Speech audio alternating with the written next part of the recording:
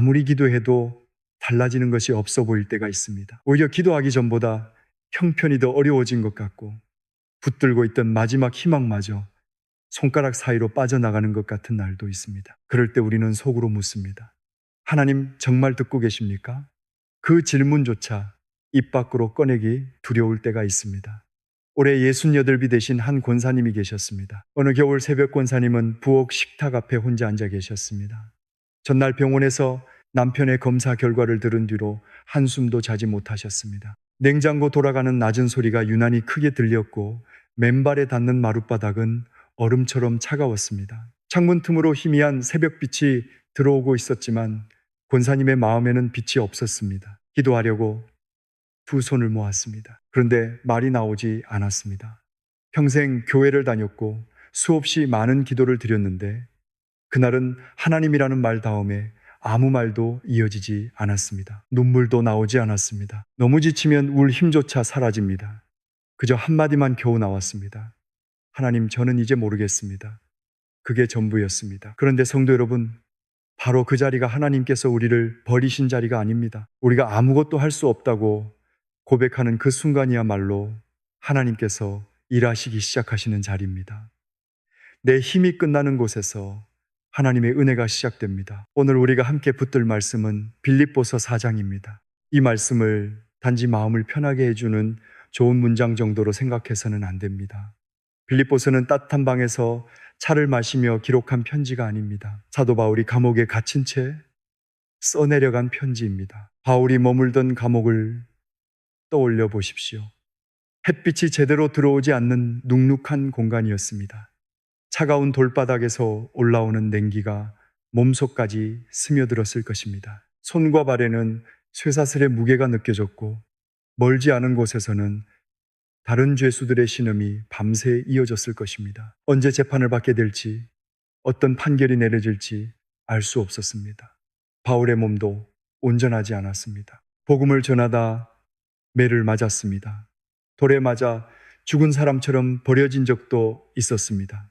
바다에서 표류했고 굶주렸으며 추위에 떨었습니다. 이제는 감옥에까지 갇혔습니다. 인간적으로 보면 원망할 이유가 충분했습니다. 그런데 놀랍습니다. 바울이 그곳에서 반복해서 말한 단어는 절망이 아니었습니다. 분노도 아니었습니다. 왜 나에게 이런 일이 일어났느냐는 원망도 아니었습니다. 기쁨이었습니다. 감옥에 갇힌 사람이 기쁨을 말합니다. 쇠사슬에 묶인 사람이 자유를 말합니다. 내일을 장담할 수 없는 사람이 평안을 선포합니다. 이것은 바울이 현실을 몰랐기 때문이 아닙니다. 현실보다 크신 하나님을 알고 있었기 때문입니다.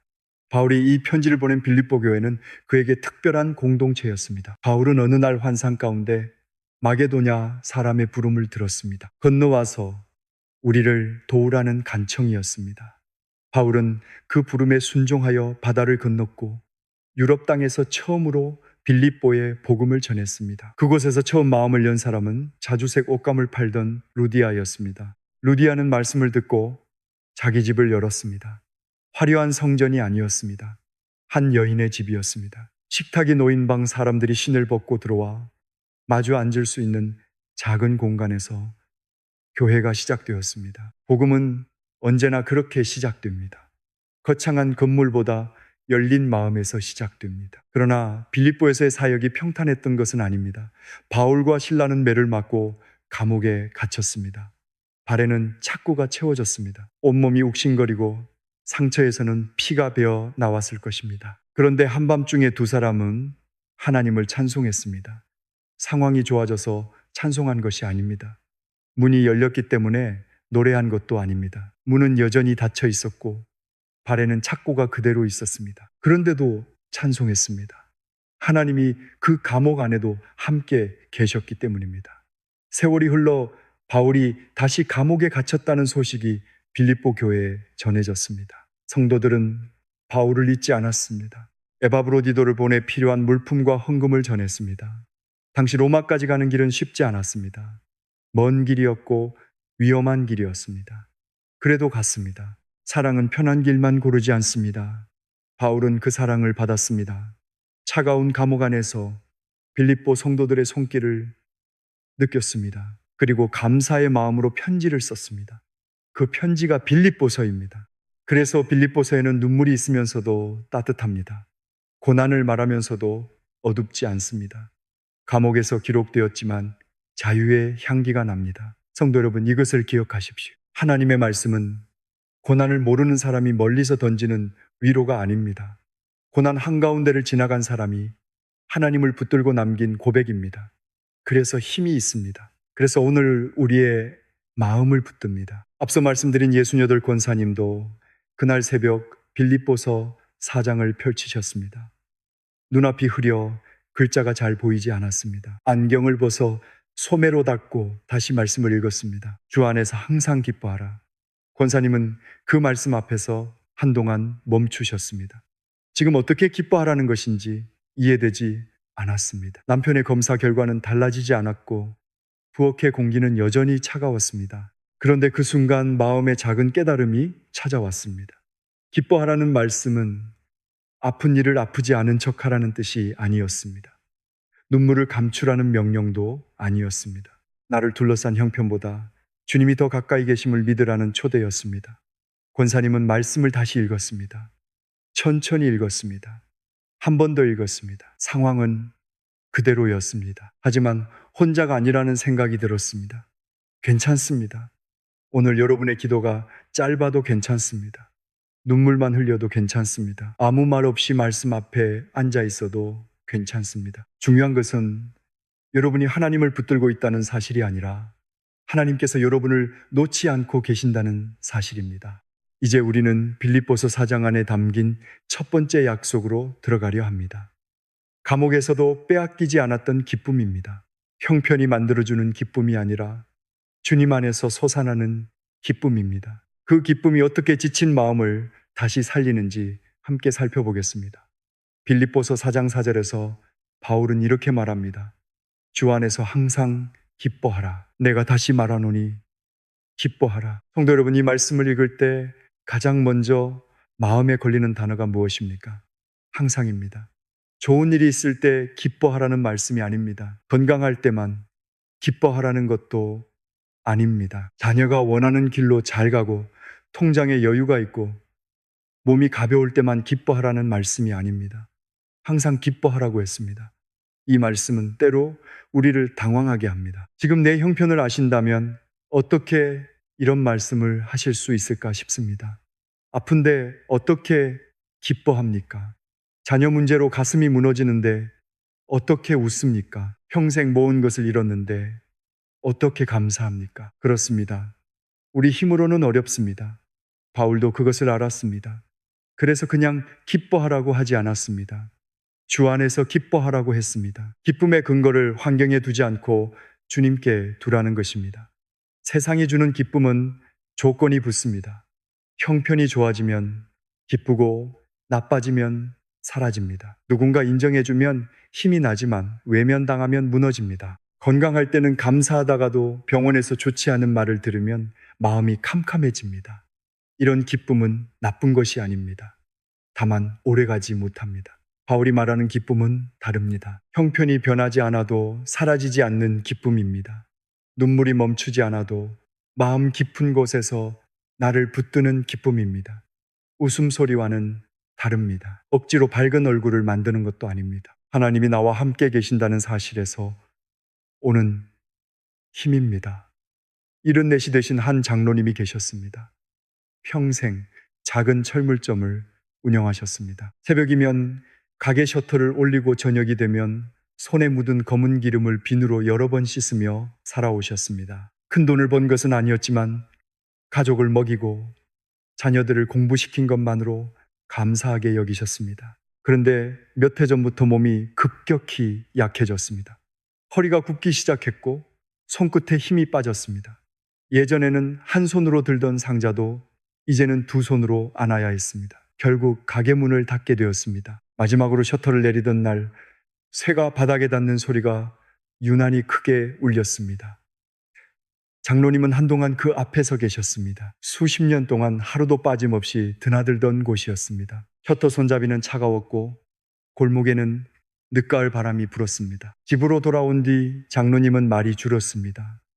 아침에 눈을 떠도 갈 곳이 없었습니다. 가족들이 걱정할까봐 괜찮다고 했지만 마음속으로는 자신이 쓸모없는 사람이 된 것 같았습니다. 평생 가족을 위해 일했는데 이제는 도움을 받아야 한다는 사실이 견디기 어려웠습니다. 그날 이후로 장로님은 작은 일에도 예민해졌습니다. 아내가 약 먹을 시간을 알려주면 나도 안다고 언성을 높였습니다. 손자가 텔레비전 소리를 조금 크게 틀면 조용히 하라고 화를 냈습니다.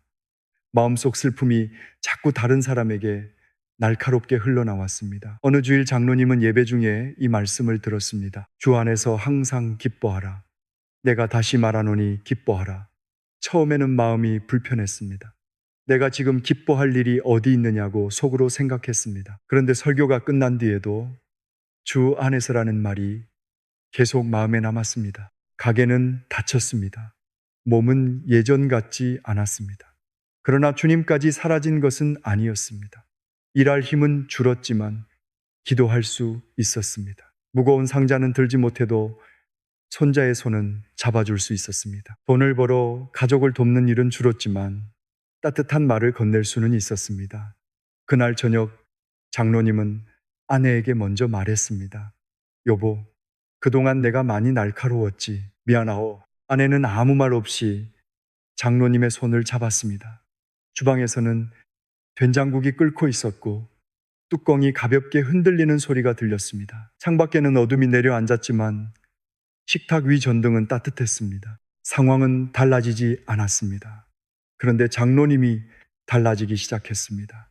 매일 아침 빌립보서 4장 4절을 소리내어 읽었습니다. 처음에는 목소리에 힘이 없었습니다. 주 안에서 항상 기뻐하라. 읽고 나서도 마음은 무거웠습니다. 그래도 다음 날 다시 읽었습니다. 한 주가 지나자 장로님은 말씀 뒤에 짧은 고백을 덧붙이기 시작했습니다. 주님, 오늘도 제 곁에 계시니 감사합니다. 그게 전부였습니다. 가게가 다시 열린 것도 아니고 몸이 젊어진 것도 아닙니다. 그러나 장로님의 얼굴에서 굳은 표정이 조금씩 풀렸습니다. 손자가 놀러 오면 예전처럼 시끄럽다고 하지 않고 옆에 앉혀 이야기를 들었습니다. 아내가 약을 건네면 고맙다고 말했습니다. 기쁨은 그렇게 찾아왔습니다. 큰 사건처럼 오지 않았습니다. 조용히 말투를 바꾸고 표정을 바꾸고 사람을 대하는 태도를 바꾸었습니다. 성도 여러분, 이것이 주 안에서 누리는 기쁨입니다. 슬픈 일을 슬프지 않다고 부정하는 것이 아닙니다. 아픈데 웃으라는 것도 아닙니다. 눈물이 흐를 때에도 하나님이 나를 붙들고 계심을 믿는 것입니다. 구약의 하박국 선지자도 같은 고백을 했습니다. 비록 무화과 나무가 무성하지 못하며 포도나무에 열매가 없으며 감람나무에 소출이 없으며 밭에 먹을 것이 없으며 우리의 양이 없으며 외양간에 소가 없을지라도 나는 여호와로 말미암아 즐거워하며 나의 구원의 하나님으로 말미암아 기뻐하리로다. 아무것도 남지 않은 것처럼 보였습니다. 무화과도 없고 포도도 없었습니다. 밭은 비었고 외양간도 텅 비었습니다. 눈에 보이는 조건만 보면 기뻐할 이유가 하나도 없었습니다. 그런데 하박국은 말합니다. 여호와로 말미암아 기뻐하겠다고 했습니다. 소유가 아니라 하나님 때문입니다. 열매가 아니라 하나님 때문입니다. 응답이 아니라 하나님 때문입니다. 바울도 마찬가지였습니다. 몸은 감옥에 있었지만 마음까지 감옥에 갇히지는 않았습니다. 손목은 쇠사슬에 묶였지만 그의 영혼은 하나님 안에서 자유했습니다. 그리고 바울은 빌립보서 4장 5절에서 이렇게 이어 말합니다. 너희 관용을 모든 사람에게 알게 하라. 주께서 가까우시니라. 기쁨 다음에 관용을 말합니다. 이유가 있습니다. 마음의 기쁨이 사라지면 사람은 쉽게 날카로워집니다.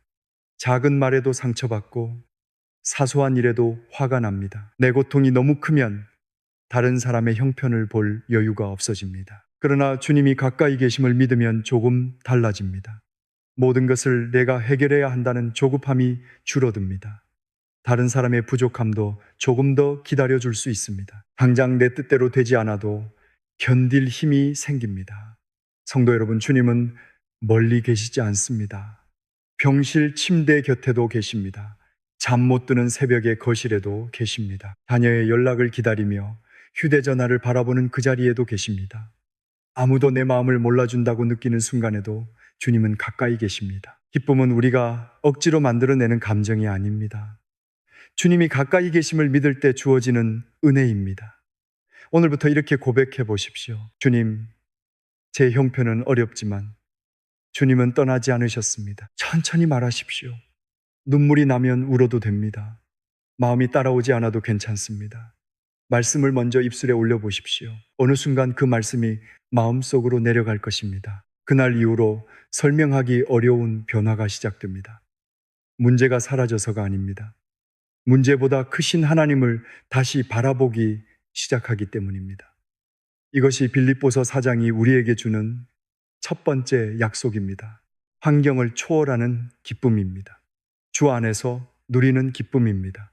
빌립보서 4장 6절에서 바울은 이렇게 말합니다. 아무것도 염려하지 말고 다만 모든 일에 기도와 간구로 너희 구할 것을 감사함으로 하나님께 아뢰라. 성도 여러분, 이 말씀을 들으면 마음 한편에서 이런 생각이 올라올 수 있습니다. 아무것도 염려하지 말라고요. 그게 정말 가능합니까?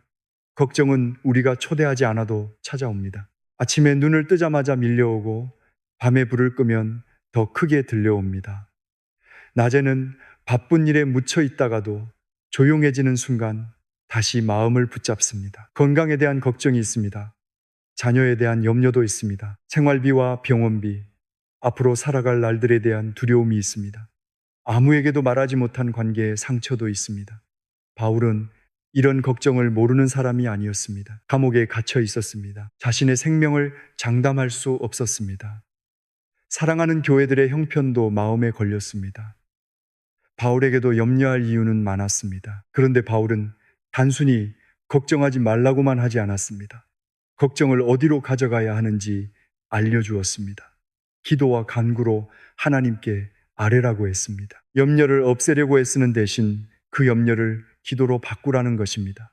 걱정이 찾아올 때마다 그것을 붙들고 혼자 씨름하지 말고 하나님께 가져가라는 뜻입니다. 63이 되신 한 권사님이 계셨습니다. 권사님의 남편은 평소 가슴이 답답하다는 말을 자주 했습니다. 처음에는 피곤해서 그런 줄 알았습니다. 그런데 어느 날 새벽 남편이 식은땀을 흘리며 가슴을 움켜쥐었습니다. 권사님은 급히 병원으로 향했습니다. 응급실 앞 복도는 희고 차가웠습니다. 소독약 냄새가 코끝에 오래 남았고 벽 쪽 자판기에서는 낮은 모터 소리가 끊이지 않았습니다. 권사님이 앉은 플라스틱 의자는 등과 허리까지 서늘하게 만들었습니다. 의료진은 남편을 안으로 데려갔습니다. 문이 닫혔습니다. 그 뒤로 아무 설명도 들을 수 없었습니다. 권사님은 손가방을 무릎 위에 올려놓고 두 손으로 꼭 붙잡았습니다. 손가락이 떨렸습니다. 시계 초침은 보이지 않았지만 시간이 지나가는 소리만 마음속에서 크게 들리는 것 같았습니다. 기도해야 한다고 생각했습니다. 평생 기도해온 분이었습니다. 새벽 기도도 오래 다녔고 다른 사람을 위해 중보 기도도 많이 했습니다. 그런데 그날은 아무 말도 나오지 않았습니다. 입술을 열면 울음이 먼저 터질 것 같았습니다. 하나님 아버지, 저희 남편이 지금 검사를 받고 있는데 이렇게 시작하려고 했습니다. 하지만 그 다음 말이 이어지지 않았습니다. 권사님은 고개를 숙였습니다. 그리고 겨우 한마디를 드렸습니다. 하나님, 너무 무섭습니다. 그게 전부였습니다. 잠시 후 또 말했습니다. 하나님, 저는 어떻게 해야 할지 모르겠습니다. 화려한 말이 아니었습니다. 긴 기도도 아니었습니다. 성경 구절을 많이 인용한 것도 아닙니다. 그저 솔직한 마음이었습니다. 성도 여러분, 하나님은 그런 기도를 외면하지 않으십니다. 기도는 하나님께 정보를 알려드리는 시간이 아닙니다. 하나님은 이미 알고 계십니다. 우리가 무엇을 두려워하는지, 무엇 때문에 잠들지 못하는지, 어떤 말을 삼키며 살아왔는지 다 아십니다. 기도는 숨기던 마음을 하나님 앞에 내려놓는 일입니다. 괜찮은 척하지 않아도 됩니다. 믿음이 좋은 사람처럼 말하려고 애쓰지 않아도 됩니다. 하나님 무섭습니다. 하나님 억울합니다. 하나님 너무 지쳤습니다. 하나님 도와주십시오. 그것이면 충분합니다. 사무엘상 1장에 나오는 한나도 그랬습니다. 한나는 아이를 낳지 못하는 고통 속에 살았습니다. 그 시대에 자녀가 없다는 것은 개인적인 슬픔만이 아니었습니다. 사람들의 시선과 조롱을 견뎌야 했습니다. 마음을 찌르는 말을 반복해서 들어야 했습니다. 한나는 밥도 먹지 못하고 울었습니다. 남편의 위로도 그 깊은 아픔을 다 채우지 못했습니다. 결국 한나는 성전으로 올라갔습니다. 한나의 기도는 유창하지 않았습니다. 입술만 움직였고 목소리는 들리지 않았습니다. 너무 절박하게 기도하는 모습을 본 제사장 엘리는 한나가 술에 취한 줄 알았습니다. 한나는 자신의 마음을 하나님 앞에 쏟아 놓았습니다. 감추지 않았습니다. 아픈 만큼 울었고 괴로운 만큼 기도했습니다. 그리고 기도를 마친 뒤 집으로 돌아갔습니다. 아직 아무것도 달라지지 않았습니다. 아들을 얻은 것도 아니었습니다. 상황은 그대로였습니다. 그런데 사무엘상 1장 18절은 한나의 얼굴에 다시는 수색이 없었다고 전합니다. 왜 그랬을까요? 문제가 해결되었기 때문이 아닙니다. 문제를 하나님께 맡겼기 때문입니다. 자기 혼자 들고 있던 짐을 하나님 앞에 내려놓았기 때문입니다. 응답보다 먼저 평안이 찾아왔습니다. 병원 복도에 앉아있던 권사님도 그랬습니다. 남편의 검사 결과는 아직 나오지 않았습니다. 문은 여전히 닫혀 있었습니다. 소독약 냄새도 그대로였고 자판기 소리도 멈추지 않았습니다. 그런데 기도를 드린 뒤 마음이 조금씩 가라앉기 시작했습니다. 하나님이 문 안에도 계시다는 생각이 들었습니다. 내가 들어갈 수 없는 곳에 하나님은 들어가 계시다는 믿음이 생겼습니다. 권사님은 같은 기도를 반복했습니다. 하나님 너무 무섭습니다. 그러나 함께 계심을 믿습니다. 조금 울고 다시 기도했습니다. 말을 잘하려 하지 않았습니다. 마음을 숨기지 않았습니다. 한참 뒤 의사가 나왔습니다. 검사가 더 필요하다는 설명을 들었습니다. 상황이 단번에 끝난 것은 아니었습니다. 치료도 이어져야 했습니다. 그렇지만 권사님은 무너지지 않았습니다. 하나님께서 남편과 함께 계시고 자신과도 함께 계신다는 확신이 마음을 붙들고 있었기 때문입니다. 성도 여러분, 바울은 모든 일에 기도하라고 했습니다. 큰 일만이 아닙니다. 작은 일도 포함됩니다. 다른 사람에게 말하기 부끄러운 걱정도 포함됩니다. 이미 여러 번 기도했지만 여전히 해결되지 않은 문제도 포함됩니다. 모든 일입니다. 그런데 바울은 한 가지를 더 말합니다. 감사함으로 하나님께 아뢰라고 했습니다. 이 말은 아픈 일을 좋은 일이라고 부르라는 뜻이 아닙니다. 아직 응답받지 못했는데 받은 척하라는 것도 아닙니다. 감사는 믿음의 고백입니다. 하나님, 저는 아직 결과를 모릅니다. 그러나 주님이 듣고 계심을 믿습니다. 하나님, 상황은 그대로입니다. 그래도 저를 혼자 두지 않으셨으니 감사합니다. 이것이 감사함으로 아뢰는 기도입니다. 응답을 본 뒤 감사하는 것은 어렵지 않습니다. 그러나 응답이 보이지 않을 때에도 하나님이 선하게 일하심을 믿고 감사하는 것, 그것이 믿음입니다. 오늘 여러분의 마음을 가장 무겁게 누르는 염려가 무엇입니까? 그 걱정을 해결한 뒤 하나님께 나아가려고 하지 마십시오. 그 모습 그대로 가십시오. 말이 길지 않아도 괜찮습니다. 눈물이 먼저 나와도 괜찮습니다. 같은 말을 여러 번 반복해도 괜찮습니다. 하나님, 너무 힘듭니다. 하나님, 제 마음을 아시지요. 하나님이 일을 맡깁니다. 그렇게 기도를 시작하십시오. 걱정이 다시 찾아오면 다시 기도하십시오. 밤에 깨어나면 또 맡기십시오.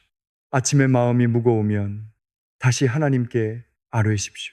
염려가 올 때마다 기도로 바꾸는 것입니다. 그날 이후 염려가 완전히 사라지지 않을 수도 있습니다. 그러나 염려가 여러분을 끌고 다니지는 못할 것입니다. 걱정이 찾아올 때마다 하나님께 가는 길을 배우게 될 것이기 때문입니다. 기도는 형편을 부정하는 일이 아닙니다. 형편보다 크신 하나님께 형편을 맡기는 일입니다. 그리고 바로 그 자리에서 인간의 이해를 넘어서는 하나님의 평강이 시작됩니다. 빌립보서 4장 7절에서 바울은 이렇게 이어 말합니다. 그리하면 모든 지각에 뛰어난 하나님의 평강이 그리스도 예수 안에서 너희 마음과 생각을 지키시리라. 성도 여러분, 이 말씀은 기도한 모든 일이 즉시 원하는 대로 해결된다는 약속이 아닙니다. 먼저 평강을 주시겠다는 약속입니다. 우리는 흔히 문제가 사라져야 평안해질 수 있다고 생각합니다. 병이 나아야 안심할 수 있고 자녀가 돌아와야 잠을 잘 수 있으며 빚이 정리되어야 마음을 놓을 수 있다고 여깁니다. 그런데 하나님께서 주시는 평강은 순서가 다릅니다. 문제가 해결된 뒤에 찾아오는 평안만이 아닙니다. 문제가 그대로 있는 동안에도 우리 마음을 붙드는 평안입니다. 내일 일을 알 수 없는데도 오늘을 견디게 하는 힘입니다. 바울은 그것을 모든 지각에 뛰어난 평강이라고 했습니다. 사람의 계산으로 설명할 수 없다는 뜻입니다. 상식적으로는 무너져야 하는데 무너지지 않습니다. 눈물이 나면서도 마음 깊은 곳에는 이상한 고요함이 있습니다. 두렵지 않은 것이 아니라 두려움보다 더 큰 손길에 붙들려 있는 것입니다.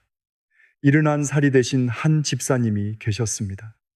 오랫동안 시장에서 반찬 가게를 운영하셨습니다. 새벽마다 멸치볶음을 만들고 나무를 묻히며 두 자녀를 키웠습니다. 손가락 마디는 굵어졌고 무릎도 많이 상했지만 아픈 내색을 잘 하지 않으셨습니다. 그러던 어느 봄 정기검진에서 좋지 않은 소견이 나왔습니다. 큰 병원에서 다시 검사를 받았고 수술 날짜가 잡혔습니다. 의사는 차분하게 설명했지만 집사님의 귀에는 몇 마디만 남았습니다. 수술이 필요합니다. 결과는 열어보아야 합니다. 집으로 돌아온 날부터 밤이 길어졌습니다. 집사님은 가족들 앞에서는 괜찮다고 말했습니다. 요즘 의술이 좋다며 웃기도 했습니다. 그러나 불을 끄고 혼자 누우면 가슴이 뛰기 시작했습니다. 혹시 깨어나지 못하면 어떻게 하나? 남겨질 가족들은 어떻게 하나? 아직 정리하지 못한 일들이 너무 많은데 어떻게 하나? 생각이 꼬리를 물었습니다. 수술 전날 밤 집사님은 입원실 창가에 앉아 있었습니다. 복도에서는 간호사의 고무신 같은 신발 소리가 일정하게 들렸고 병실 벽에 작은 시계는 유난히 크게 째깍거렸습니다. 창문 유리에 비친 자신의 얼굴이 낯설게 보였습니다. 기도하려고 했습니다. 그러나 무슨 말을 해야 할지 몰랐습니다. 낫게 해달라고 기도하고 싶었습니다. 반드시 잘 되게 해달라고 매달리고 싶었습니다. 그런데 마음 깊은 곳에서는 결과를 장담할 수 없다는 두려움이 계속 올라왔습니다. 집사님은 한참 동안 아무 말 없이 앉아 있었습니다. 그러다가 이렇게 기도했습니다. 주님, 저는 무섭습니다. 그러나 제 마음을 지켜주십시오. 그 말을 하고 나니 눈물이 흘렀습니다. 다시 기도했습니다. 수술이 어떻게 되든 저를 놓지 말아 주십시오. 가족을 지켜주십시오. 제 생각이 두려움에 잡아먹히지 않게 해주십시오. 기도는 길지 않았습니다. 그런데 어느 순간부터 숨이 조금씩 고르게 쉬어졌습니다. 가슴을 누르던 압박이 완전히 사라진 것은 아니었습니다. 그래도 두려움이 집사님의 전부는 아니게 되었습니다. 창밖에는 늦은 밤 비가 내리고 있었습니다. 유리창을 두드리는 빗소리를 들으며 집사님은 침대에 누웠습니다. 오랜만에 깊은 잠이 들었습니다. 다음 날 아침 수술실로 들어가기 전 가족들이 손을 잡아 주었습니다. 딸은 애써 울음을 참았고 아들은 자꾸 고개를 숙였습니다. 집사님은 오히려 자녀들에게 말했습니다. 걱정하지 마라. 주님이 함께 계신다. 집사님도 결과를 몰랐습니다. 그런데 평안했습니다. 성도 여러분, 이것이 모든 지각에 뛰어난 평강입니다. 근거 없는 낙관이 아닙니다. 아무 일도 없을 것이라고 자기 자신을 속이는 것도 아닙니다. 결과를 다 알지 못해도 하나님께서 함께 계심을 신뢰하는 것입니다. 수술은 예정대로 진행되었습니다. 회복에는 시간이 필요했습니다. 몸은 쉽게 움직이지 않았고 통증도 있었습니다. 집사님은 이전처럼 모든 일을 혼자 할 수 없었습니다. 그러나 집사님은 이렇게 고백했습니다. 수술이 끝난 것이 가장 큰 은혜인 줄 알았는데 지나고 보니 수술실에 들어가기 전 제 마음을 지켜주신 것이 더 큰 은혜였습니다. 그 평안이 없었다면 저는 두려움 속에서 이미 여러 번 무너졌을 것입니다. 바울은 하나님의 평강이 우리의 마음과 생각을 지킨다고 했습니다. 여기서 지킨다는 말은 성을 지키는 군인의 모습을 떠올리게 합니다. 적이 침입하지 못하도록 성문 앞에서 보초를 서는 것입니다. 우리 마음에도 수많은 생각이 들어오려 합니다. 이제 끝났다는 생각이 들어옵니다. 하나님이 나를 잊으셨다는 생각도 찾아옵니다. 다른 사람은 다 잘 되는데 왜 나만 이렇냐는 원망이 문을 두드립니다. 아직 일어나지도 않은 일을 머릿속에서 미리 겪으며 밤새 괴로워하기도 합니다. 그때 하나님의 평강이 마음의 문 앞에 섭니다. 그 생각이 아예 떠오르지 않게 한다는 뜻은 아닙니다. 두려운 생각이 들어와도 그것이 마음의 주인이 되지 못하게 지켜주신다는 뜻입니다. 염려가 말합니다. 너는 혼자다. 그러나 평강은 말합니다. 주님이 함께 계신다. 두려움이 말합니다. 모든 것이 끝났다. 평강은 조용히 말합니다. 아직 하나님께서 일하고 계신다. 절망이 말합니다. 견딜 수 없다. 평강은 다시 말합니다. 오늘 하루를 견딜 힘은 주실 것이다. 그게 전부였습니다. 내일 전체를 감당할 힘이 한꺼번에 주어지는 것이 아닐 때도 있습니다. 오늘 아침을 견딜 힘 병원 문을 열고 들어갈 힘 자녀에게 따뜻한 말을 건넬 힘이 주어집니다.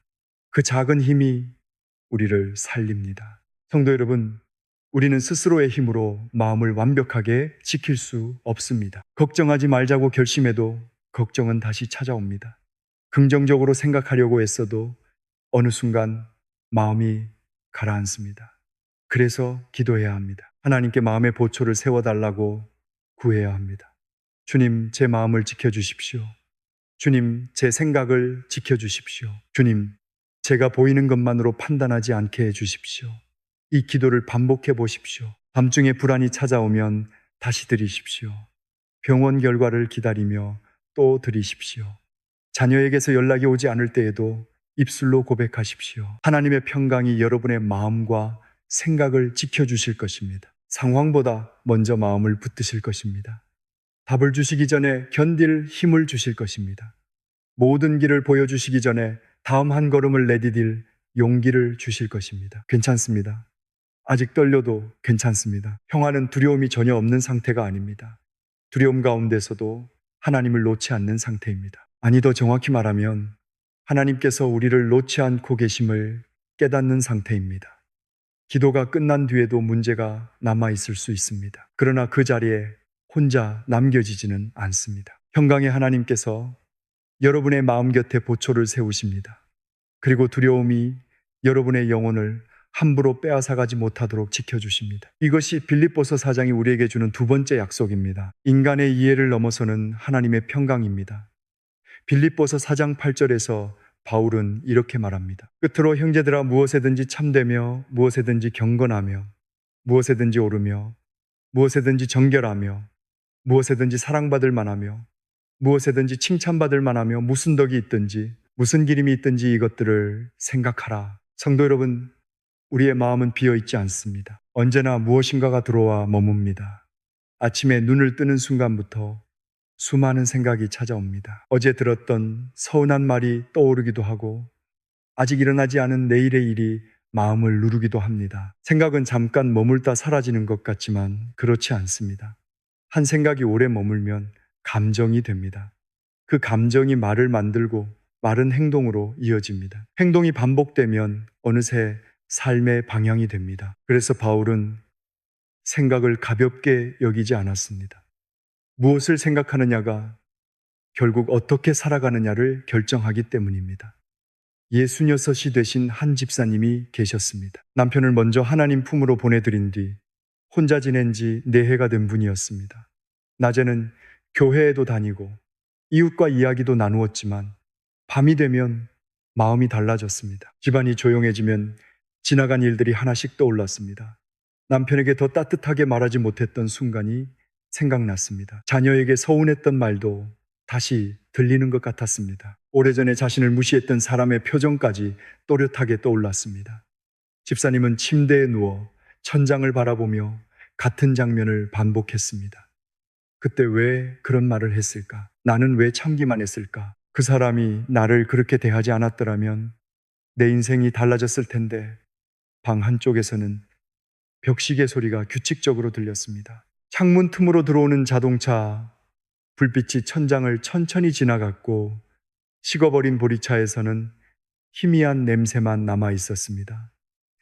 몸은 누워 있었지만 마음은 쉬지 못했습니다. 어느 날 집사님은 빌립보서 4장 8절을 읽다가 이것들을 생각하라는 말씀 앞에서 멈추었습니다. 그동안 자신은 떠오르는 생각을 모두 받아들이고 있었다는 사실을 깨달았습니다. 생각이 찾아오면 그것이 진실인지 묻지 않았습니다. 하나님 앞에서 옳은 생각인지도 살피지 않았습니다. 그저 마음에 들어오는 대로 오래 붙들고 있었습니다. 그날 밤 집사님은 작은 공책을 한 권 꺼냈습니다. 그리고 잠들기 전 한 가지씩만 적기로 했습니다. 오늘 있었던 참된 일 한 가지, 오늘 받은 사랑 한 가지, 오늘 감사할 수 있는 일 한 가지. 처음에는 적을 것이 없다고 생각했습니다. 하루 종일 특별한 일도 없었고 마음은 여전히 허전했습니다. 그런데 천천히 돌아보니 작은 장면 하나가 떠올랐습니다. 시장 채소 가게 주인이 무거운 봉지를 문 앞까지 들여다 주었습니다. 집사님은 공책에 적었습니다. 오늘 한 사람이 친절을 베풀었다. 다음 날에는 교회에서 한 권사님이 따뜻한 손으로 등을 두드려 준 일을 적었습니다. 또 다음 날에는 아들이 바쁜 중에도 전화를 걸어 밥은 드셨느냐고 물어본 일을 기록했습니다. 대단한 사건은 아니었습니다. 그러나 그 작은 기록들이 마음의 방향을 바꾸기 시작했습니다. 전에는 하루가 끝나면 상처만 떠올랐습니다. 이제는 잠자리에 들기 전 하나님의 은혜를 찾기 시작했습니다. 서운한 일이 없어진 것은 아닙니다. 외로움도 남아 있었습니다. 그런데 어둠만 바라보던 눈에 작은 빛이 보이기 시작했습니다. 그날 이후로 집사님의 밤이 달라졌습니다. 벽시계 소리는 그대로였습니다. 집안도 여전히 조용했습니다. 그러나 침대에 눕기 전 말씀을 읽고 공책을 펼치는 시간이 생겼습니다. 집사님은 이렇게 고백했습니다. 슬픈 생각을 하지 않으려고 했을 때는 더 슬펐습니다. 그런데 하나님의 은혜를 하나씩 찾기 시작하니 슬픔이 제 마음 전부를 차지하지 못했습니다. 성도 여러분, 이것이 생각을 새롭게 하는 일입니다. 부정적인 생각이 전혀 떠오르지 않게 만드는 것이 아닙니다. 그 생각에게 마음 전체를 내어주지 않는 것입니다. 어둠과 싸우느라 지치지 마십시오. 빛을 켜십시오. 걱정이 밀려올 때 하나님의 신실하심을 생각하십시오. 원망이 올라올 때 지금까지 받은 은혜를 떠올리십시오. 두려움이 찾아오면 하나님께서 함께 하셨던 지난 시간을 기억하십시오. 말씀은 마음에 켜는 빛입니다. 여호수아도 두려움 앞에 서 있었습니다. 모세가 세상을 떠난 뒤 이스라엘 백성을 이끌고 가나안으로 들어가야 했습니다. 앞에는 요단강이 있었고 그 너머에는 강한 성들과 군대가 기다리고 있었습니다. 여호수아의 마음이 얼마나 무거웠겠습니까? 내가 과연 모세의 뒤를 이을 수 있을까? 이 많은 백성을 어떻게 이끌 것인가?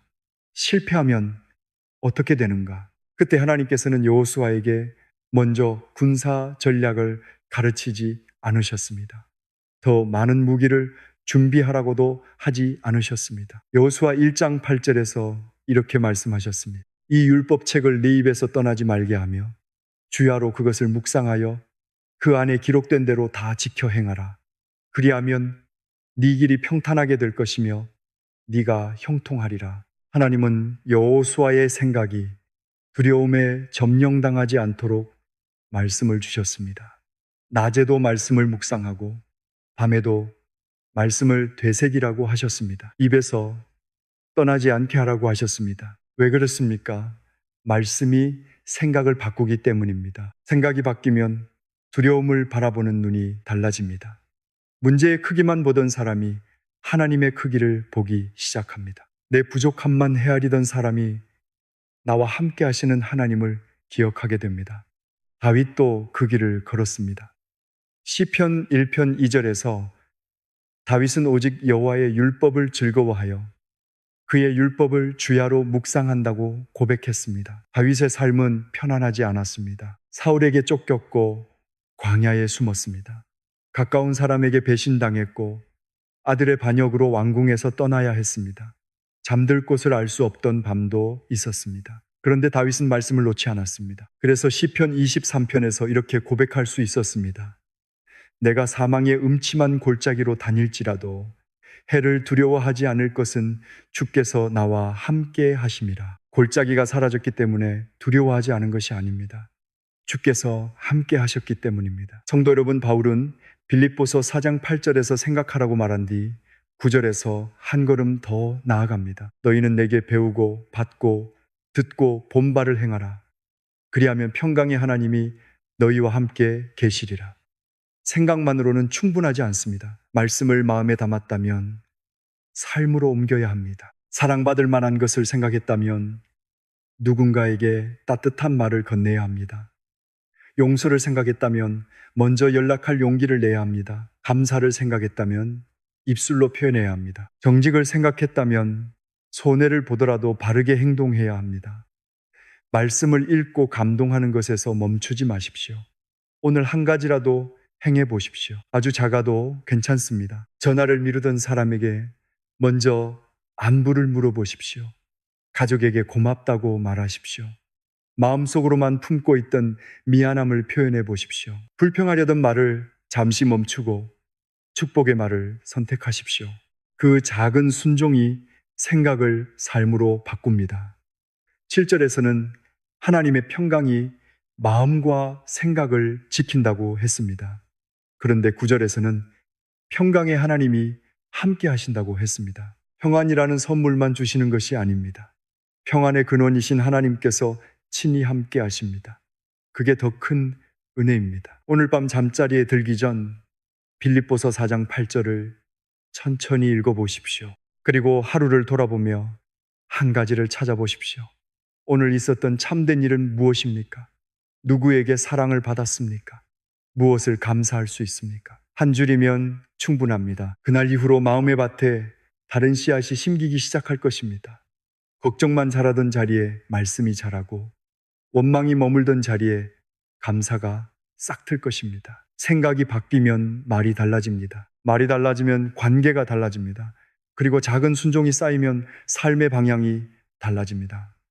이것이 빌립보서 4장이 우리에게 주는 세 번째 약속입니다. 말씀으로 새로워지는 생각입니다. 그리고 그 말씀을 살아낼 때 함께 하시는 평강의 하나님입니다. 빌립보서 4장 11절과 12절에서 바울은 이렇게 고백합니다. 내가 궁핍함으로 말하는 것이 아니니라. 어떠한 형편에든지 나는 자족하기를 배웠노니 나는 비천에 처할 줄도 알고 풍부에 처할 줄도 알아. 모든 일 곧 배부름과 배고픔과 풍부와 궁핍에도 처할 줄 아는 일체의 비결을 배웠노라. 성도 여러분, 바울은 자족하기를 배웠다고 했습니다. 처음부터 알고 있었다고 하지 않았습니다. 배웠다고 했습니다. 이 말은 자족이 타고난 성격이 아니라는 뜻입니다. 어떤 사람은 원래 마음이 넓고 어떤 사람은 원래 욕심이 없어서 자족하는 것이 아닙니다. 자족은 삶을 지나며 배우는 믿음의 훈련입니다. 그리고 그 교실은 편안한 곳이 아니었습니다. 바울은 배부름 속에서만 자족을 배운 것이 아닙니다. 배고픔 속에서도 배웠습니다. 풍부할 때뿐 아니라 궁핍할 때에도 배웠습니다. 사람들의 박수를 받을 때만이 아니었습니다. 매를 맞을 때에도 배웠습니다. 길이 열릴 때도 배웠고 감옥 문이 닫힐 때에도 배웠습니다. 바울은 많은 고난을 겪었습니다. 유대인들에게 매를 맞았고 로마 군인들에게도 맞았습니다. 돌에 맞아 죽은 사람처럼 버려진 적도 있었습니다. 여러 번 배가 부서졌고 밤낮을 바다에서 보낸 적도 있었습니다. 굶주렸습니다. 추위에 떨었습니다. 잠을 이루지 못한 밤도 많았습니다. 믿었던 사람에게 배신당했고 복음을 전한 일 때문에 생명의 위협을 받았습니다. 그런데 바로 그 자리에서 자족을 배웠습니다. 성도 여러분, 자족은 아무것도 바라지 않는 무감각이 아닙니다. 아픈 일을 아프지 않다고 말하는 것도 아닙니다. 부족한데도 충분한 척하는 연기도 아닙니다. 자족은 이런 고백입니다. 지금 내게 없는 것이 많아도 하나님은 여전히 나와 함께 계십니다. 내 형편이 내 뜻대로 되지 않아도 하나님의 선하심은 변하지 않습니다. 오늘 필요한 은혜는 오늘 주실 것입니다. 72살이 되신 한 장로님이 계셨습니다. 장로님은 평생 건축 현장에서 일하셨습니다. 젊은 시절에는 무거운 자재를 어깨에 메고 계단을 오르내렸습니다. 새벽 첫 차를 타고 나가 해가 진 뒤에야 집으로 돌아오는 날이 많았습니다. 몸이 고단해도 쉬지 않았습니다. 가족을 책임져야 한다는 마음 하나로 버텼습니다. 손바닥에는 굳은 살이 두껍게 박였고 무릎에서는 계단을 오를 때마다 소리가 났습니다. 그런데 어느 날 갑자기 다리에 힘이 빠졌습니다. 검사를 받은 뒤 의사는 오래 걷거나 무거운 것을 드는 일을 더 이상 해서는 안 된다고 말했습니다. 장로님은 그 말을 듣고도 한동안 믿지 않았습니다. 내가 평생 몸으로 살아온 사람인데 이제 몸을 쓰지 말라니, 그 말이 사형 선고처럼 들렸습니다. 집으로 돌아온 장로님은 베란다 의자에 오래 앉아 있었습니다. 창밖에서는 공사장 망치 소리가 들려왔습니다. 예전 같으면 익숙하고 반가웠을 소리였습니다. 그날은 가슴을 찔렀습니다. 거실 바닥에는 손자가 놓고 간 장난감 자동차가 굴러다녔고 주방에서는 아내가 설거지하는 물소리가 들렸습니다. 장로님은 아무 말도 하지 않았습니다. 며칠 동안 식사도 제대로 하지 않았습니다. 자신이 가족에게 짐이 되었다고 생각했습니다. 누군가 부축하려 하면 화를 냈고 아내가 천천히 걸으라고 말하면 나를 환자 취급하지 말라고 소리를 높였습니다. 마음이 무너지니 말이 거칠어졌습니다. 어느 날 장로님은 교회에서 빌립보서 4장 말씀을 들었습니다. 어떠한 형편에든지 나는 자족하기를 배웠노니. 장로님은 그 말씀이 마음에 걸렸습니다. 배웠노니 바울도 배웠다면 나도 배워야 하는 것 아닐까? 지금 이 시간이 내 인생이 끝난 시간이 아니라 자족을 배우는 시간일 수 있지 않을까? 그날 이후 장로님은 아침마다 지팡이를 짚고 집 앞 골목을 천천히 걷기 시작했습니다.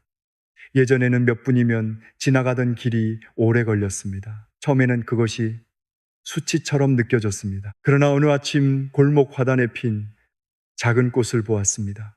평생 수없이 지나던 길이었지만 처음 보는 것 같았습니다. 멀리서 빵 굽는 냄새가 났고 새들이 전깃줄 위에서 울고 있었습니다. 장로님은 걸음을 멈추었습니다. 그리고 조용히 말했습니다. 주님, 제가 잃은 것만 보았습니다. 남아있는 것을 보지 못했습니다. 걸음은 느려졌지만 아침 공기를 느낄 수 있었습니다. 무거운 자재는 들 수 없었지만 손자의 손은 잡아줄 수 있었습니다.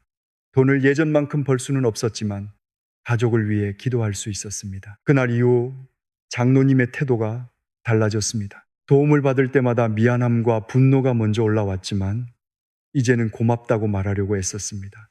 아내가 팔을 내밀면 밀어내지 않고 잡았습니다. 괜찮습니다. 도움을 받는 것은 패배가 아닙니다. 누군가에게 기대는 것은 믿음이 부족해서가 아닙니다. 때로 하나님은 다른 사람의 손을 통해 우리를 붙드십니다. 장로님은 어느 날 이렇게 고백했습니다. 나는 평생 내가 가족을 지킨 줄 알았습니다.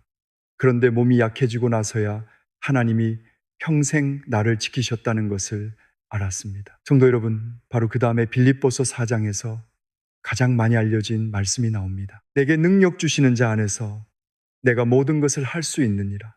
이 말씀을 우리는 종종 원하는 일을 모두 이루게 해주신다는 약속처럼 받아들입니다. 그러나 바울의 고백은 그런 뜻이 아닙니다. 바울은 풍부해질 수 있다고만 말하지 않았습니다. 궁핍에도 처할 수 있다고 했습니다. 배부를 수 있다고만 하지 않았습니다. 배고픔도 견딜 수 있다고 했습니다. 모든 것을 할 수 있다는 말은 무엇이든 성공할 수 있다는 뜻이 아닙니다. 어떤 형편에서도 믿음을 잃지 않고 살아낼 수 있다는 뜻입니다. 그리스도께서 힘을 주시면 풍부할 때 교만하지 않을 수 있습니다. 궁핍할 때 절망하지 않을 수 있습니다. 문이 열릴 때 감사할 수 있고 문이 닫힐 때에도 하나님을 신뢰할 수 있습니다. 이것이 바울이 배운 비결입니다. 비결은 환경을 움직이는 기술이 아니었습니다. 그리스도 안에 머무는 것이었습니다. 성도 여러분, 지금 여러분이 감당하기 어렵다고 느끼는 형편이 있습니까? 몸이 예전 같지 않습니까? 경제적인 여유가 줄었습니까? 자녀에게 기대야 하는 현실이 마음 아프십니까? 계획했던 일이 멈추었습니까? 그 자리에서 이렇게 고백해 보십시오. 주님, 이 형편에서도 믿음을 지킬 힘을 주십시오. 오늘 하루를 살아낼 힘을 주십시오. 없는 것만 바라보지 않게 하시고 남아있는 은혜를 보게 해 주십시오. 자족은 하루아침에 완성되지 않습니다. 바울도 배웠습니다. 우리도 배워갑니다. 부족함 속에서 배우고 기다림 속에서 배웁니다. 때로는 도움을 받으며 배우고 내 뜻을 내려놓으며 배웁니다. 그날 이후로 형편이 곧바로 달라지지 않을 수도 있습니다. 그러나 형편을 대하는 마음은 달라질 수 있습니다. 잃은 것만 헤아리던 눈이 남아있는 은혜를 보기 시작합니다. 왜 나에게 이런 일이 생겼느냐고 묻던 입술이 이 자리에서도 함께 계시는 주님을 부르기 시작합니다. 그게 전부였습니다. 그러나 그것이면 충분했습니다. 그리스도께서 함께 계시면 오늘을 살아낼 수 있습니다. 모든 답을 몰라도 다음 한 걸음을 걸을 수 있습니다. 이것이 빌립보서 4장이 우리에게 주는 네 번째 약속입니다. 어떤 형편에서도 그리스도 안에서 살아낼 수 있는 힘입니다. 그리고 부족함 속에서도 하나님의 선하심을 신뢰하는 자족의 은혜입니다. 빌립보서 4장 19절에서 바울은 이렇게 선포합니다. 나의 하나님이 그리스도 예수 안에서 영광 가운데 그 풍성한 대로 너희 모든 쓸 것을 채우시리라. 성도 여러분, 이 말씀은 우리가 원하는 모든 것을 원하는 때에 받게 된다는 약속이 아닙니다. 하나님께서 우리에게 필요한 것을 아시며 하나님의 방법과 때에 따라 채우신다는 약속입니다. 우리는 필요한 것과 원하는 것을 자주 혼동합니다. 지금 당장 문이 열려야 한다고 생각합니다. 이 문제가 반드시 내가 바라는 방식으로 풀려야 한다고 여깁니다. 그러나 하나님께서는 때로 문제를 없애주시기보다 문제를 통과할 힘을 주십니다. 돈을 먼저 주시는 대신 지혜를 주실 때가 있습니다. 혼자 해결하게 하시는 대신 도움을 줄 사람을 보내실 때도 있습니다. 길을 한꺼번에 보여주시지 않고 오늘 걸어야 할 한 걸음만 비추실 때도 있습니다. 그것도 채우심입니다. 예수나 호비 되신 한 권사님이 계셨습니다. 남편이 세상을 떠난 뒤 작은 집에서 혼자 지내셨습니다. 생활은 넉넉하지 않았습니다. 매달 들어오는 돈은 정해져 있었고 병원비와 관리비를 내고 나면 손에 남는 것이 많지 않았습니다. 어느 겨울 아침이었습니다. 권사님은 부엌에서 쌀통을 열었습니다. 바닥이 훤히 보였습니다. 손으로 쌀을 모아보니 2끼 정도 지을 양밖에 남지 않았습니다. 가스레인지 위에서는 주전자가 가늘게 소리를 내고 있었습니다. 낡은 창문으로 아침 햇빛이 들어와 식탁 한쪽을 비추었습니다. 권사님은 쌀통 앞에 서서 한동안 움직이지 못했습니다. 자녀들에게 연락할까 생각했습니다. 그러나 자녀들도 형편이 어렵다는 것을 알고 있었습니다. 괜히 걱정을 더 하고 싶지 않았습니다. 교회에 말하는 것도 부끄러웠습니다. 권사님은 쌀통 뚜껑을 닫고 식탁 앞에 앉았습니다. 그리고 빌립보서 4장 19절을 읽었습니다. 나의 하나님이 너희 모든 쓸 것을 채우시리라. 권사님은 조용히 기도했습니다. 하나님, 제가 필요한 것을 아시지요. 오늘 먹을 것이 있고 몸을 누일 집이 있으니 감사합니다. 내일의 필요도 주님께 맡깁니다. 기도를 마쳤다고 쌀통이 갑자기 가득 찬 것은 아닙니다. 그날 점심 권사님은 남은 밥으로 죽을 끓였습니다. 김치 한 조각을 올려 천천히 드셨습니다.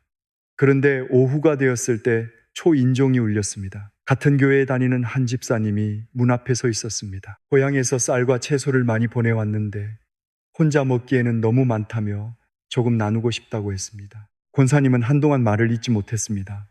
쌀 포대를 받아들었을 때 손끝으로 거친 자루의 감촉이 느껴졌습니다.